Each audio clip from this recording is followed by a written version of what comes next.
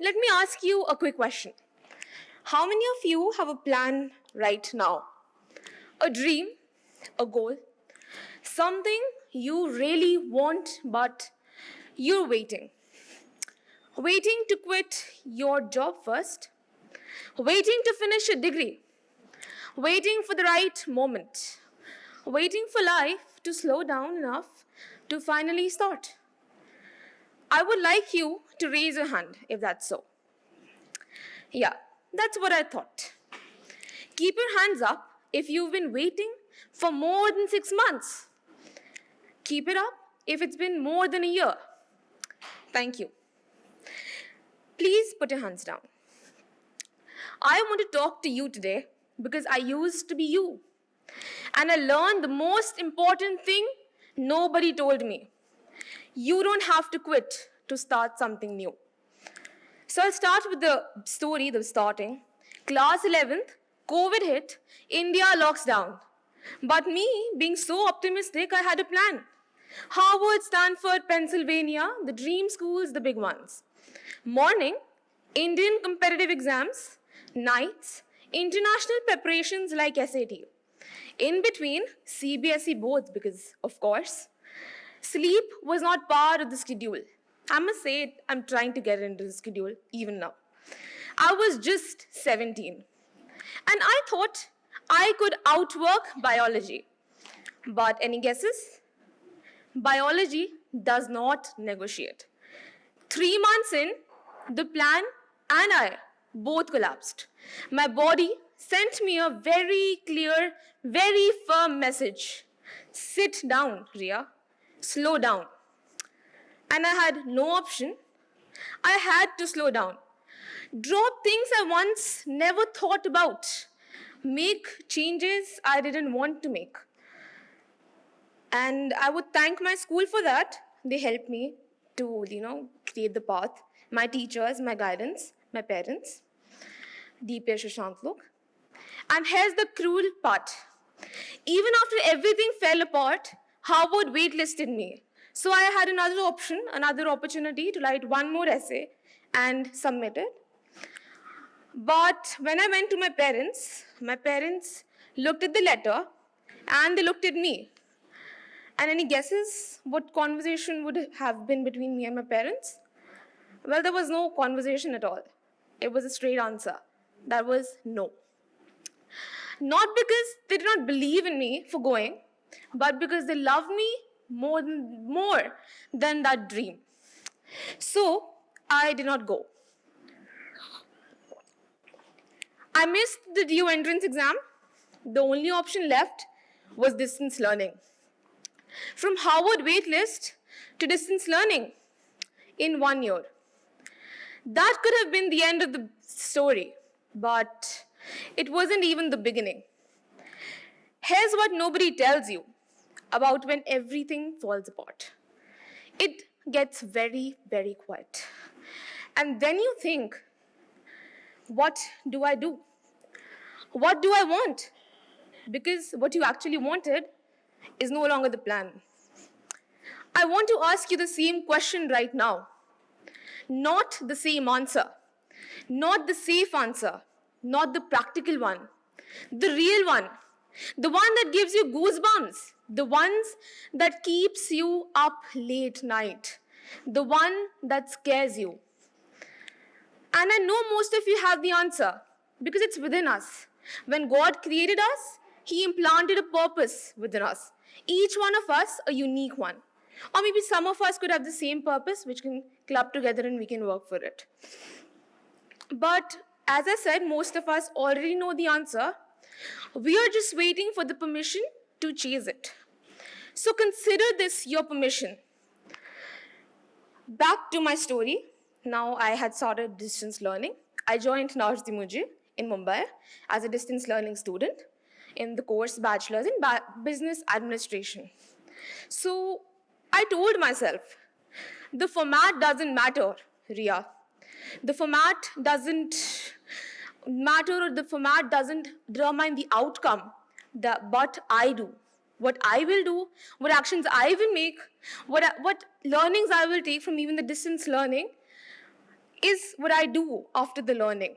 And even because of COVID, class 11 and 12th, we studied online. So our values, just for that 2 years, were from the online course. And I also had logic that students, a doctor student or engineer student who actually needs environment are still learning online. So when I spoke to my seniors, they told me, yeah, it's not that difficult.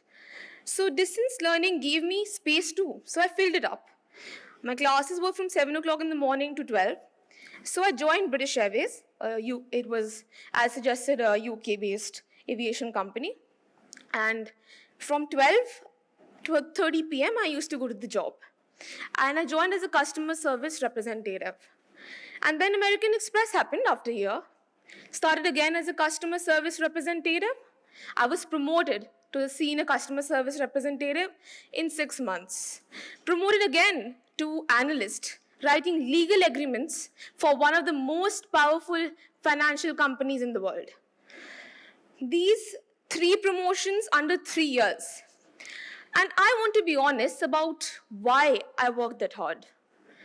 That was, single answer, my parents. My parents gave me everything. Every rupee, every sacrifice, every night. And I decided in that moment, I am not going to stay dependent on them one day longer than I had to. That's not ambition, my friends. That's love. Now, here's where I need you to really, really listen. While I was doing all that, the job, the degree, the promotions, I did not stop dreaming. I did not quit the dream to keep the job. And I did not quit the job to chase the dream. I held both at the same time. I'm building a pet tech startup solo from scratch while being employed full-time in a minimized tab between meetings at midnight. I started CAT preparation not to escape my job, but to become sharper at everything I was already doing, so that I can analyze everything what's coming onto the table, and I'm at par with all the scholars who are in the meeting room. Because to be honest, I'm 22 years old, and I'm the youngest in the room. Almost, I'm the youngest in any room that I enter. But with all that, I started preparing for UPSC, the biggest goal of all. While showing up to work every single Monday morning, I just started.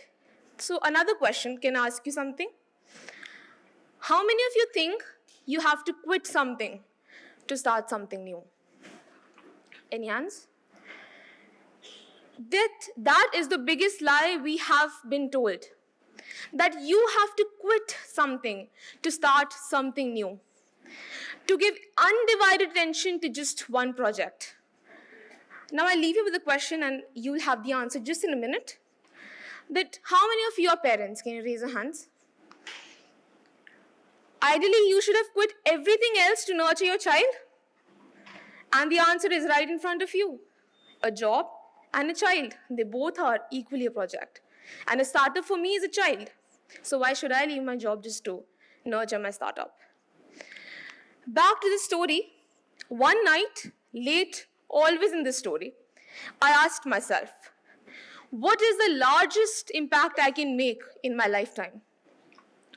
A startup changes an industry. A skill changes a capability. But a policy changes lives. Millions of them in a village I will never visit, through systems that outlive me. That is why I chose UPSC. That is the lever I want to pull. And I will not shy myself by saying this, that I am clearing it on my first attempt. Now that's not a wish, it's a decision. Because a wish is, I hope this happens. But a decision is, I am building this life that makes this inevitable.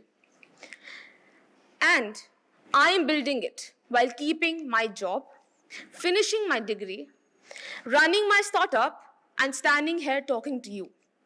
I'm missing my class 2 right now. None of those things require me to quit anything else. They just require me to start. Here is the goal behind every goal. I want India to have its first female cabinet secretary. 75 years of independence, highest civil service position in the country, never been a woman, not once. Maybe I become her, maybe I clear UPSC, I serve, I climb, I fight for every room they say I don't belong in. And one day I sit in that chair, maybe. Or maybe I find her in some small town, in some family where nobody told her that she could dream this big. I mentor her, I fund her, I make sure she knows she belongs in that room. Either way, she is coming, I'm sure. And the work towards her has started. Not when I quit something, but when I still fully show up to everything else. Remember the question I asked at the start? You're waiting to quit first, waiting for the right moment, waiting for life to slow down. The moment doesn't come. The plan falls apart. The train leaves without you. The shortlist turns into a no. And in that quiet, you find the real answer. And then you build. With the job you have, the degree you're finishing, the life that looks nothing like the plan, you start there. You don't quit. You just begin. The first female cabinet secretary of India is alive right now. Maybe she's in this room. Maybe she's the one who thinks her story is too messy to lead anywhere great. It's not too messy. It's just not started yet. I would end my speech with the pankti, खुद ही को कर बुलंद इतना कि हर तकदीर से पहले खुदा बंदे से ये पूछे बता तेरी रजा क्या है. Thank you.